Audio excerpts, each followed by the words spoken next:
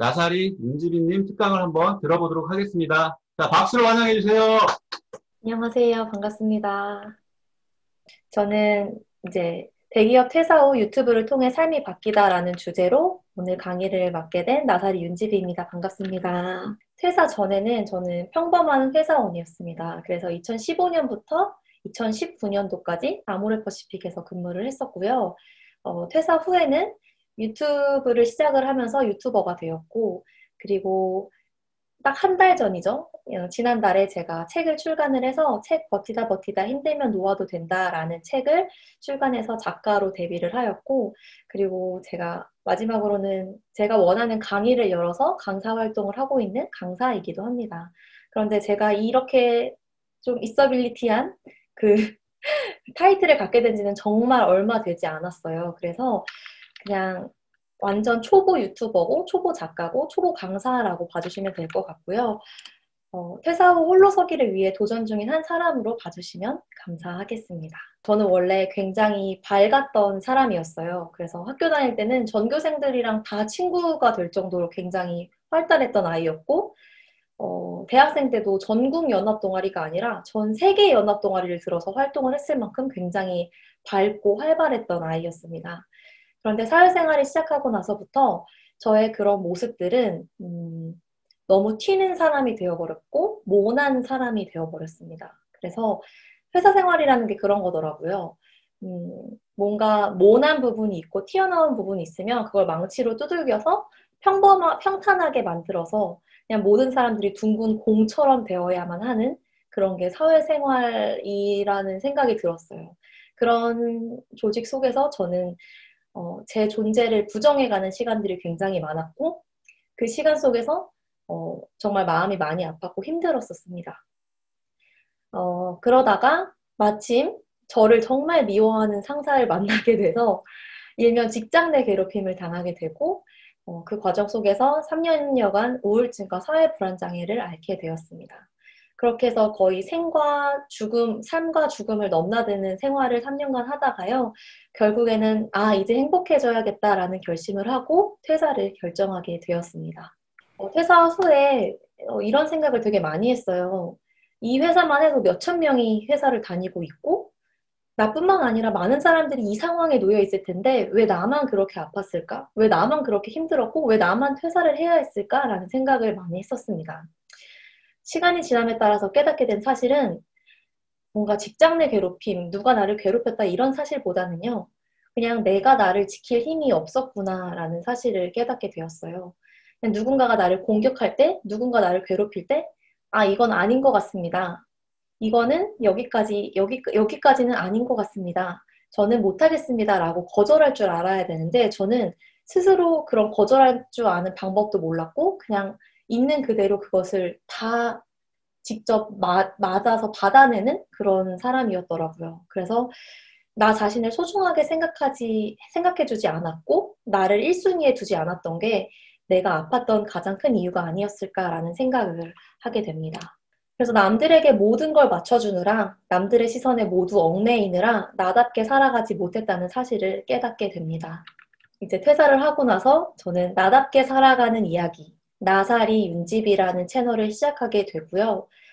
처음에는 전지적 퇴사 시점이라는 퇴사 후에 뭐 1일차, 일주일차, 보름차, 30일차, 3달차, 6달차, 1년차 이런 식으로 퇴사 후에 신경 변화를 기록한 컨텐츠를 시작으로 이제 그 영상들이 굉장히 큰 호응을 얻게 되고 댓글도 되게 많이 달리게 되었어요. 그래서 그 댓글에 용기를 얻어서 나의 우울증 극복 이야기, 그리고 회사 이야기를 담으면서 채널을 좀 조금씩 확장시켜 왔습니다. 퇴사 후의 삶 행복할까? 라는 질문을 정말 많이 받았어요. 안정적인 직장을 다니는 대신 하고 싶지 않은 일을 하면서 고통스러울 것인가? 아니면 하고 싶은 일을 하는 대신 스스로 홀로서기 해야 되는 그 현실적인 고통을 견뎌야 되는가에 대한 선택의 문제라고 생각을 해요. 그래서 저는 어찌됐든 간에 남을 위해 고통스러운 것보다는 내 자신을 위해 고통스러운 게 좀 더 낫고, 어쨌든 결과물은 저의 성장이 되잖아요. 회사의 성장이 아니라 제 자신의 성장이 되니까 회사 다닐 때보다는 훨씬 만족스러운 삶을 살고 있는 것 같아요. 그래서 혹시 퇴사 후에 대한 삶을 고민하시는 분들께는 뭘 하면서 고통스러울지를 생각하시면 조금 더 쉽지 않을까라는 생각을 해봤습니다. 유튜브를 하기 전에는 저는 이런 삶을 살고 있었습니다. 전형적인 백수의 삶처럼 그냥 누워있고, 누워서 TV를 보고, 일어나서 밥 먹고, 다시 누워있고, 또 누워서 TV 보다가 다시 일어나서 밥 먹고, 그냥 이런 삶을 살고 있었습니다. 그러다가 유튜브를 하고 나서는, 이렇게 아침부터 저녁까지 굉장히 바쁘고 활기찬 삶을 살아내고 있는 것 같습니다. 사실 저도 처음에는 굉장히 두려웠어요. 나를 알아보면 어쩌지? 나의 이런 모습을 비웃으면 어쩌지? 사람들이 알게 되면 어떡하지? 내가 이걸 통해서 더 상처를 받게 되면 어떡하지? 라는 생각을 하게 되고 굉장히 두려워서 정신과도 다시 나가게 되고 약을 먹으면서 유튜브를 지속하게 되는 순간도 찾아오곤 했었습니다. 그런데 더 이상 남들의 시선은 저한테 중요하지 않았어요. 이 생각이 서니까 유튜브를 운영할 수 있는 힘이 생기더라고요.